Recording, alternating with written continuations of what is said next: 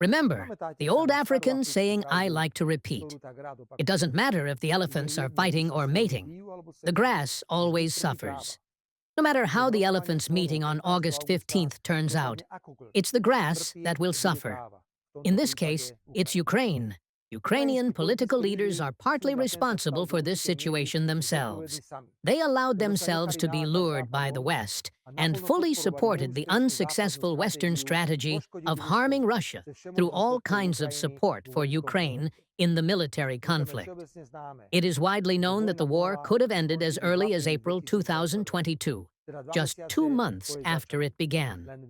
But several Western politicians stood in the way of this with their own bodies.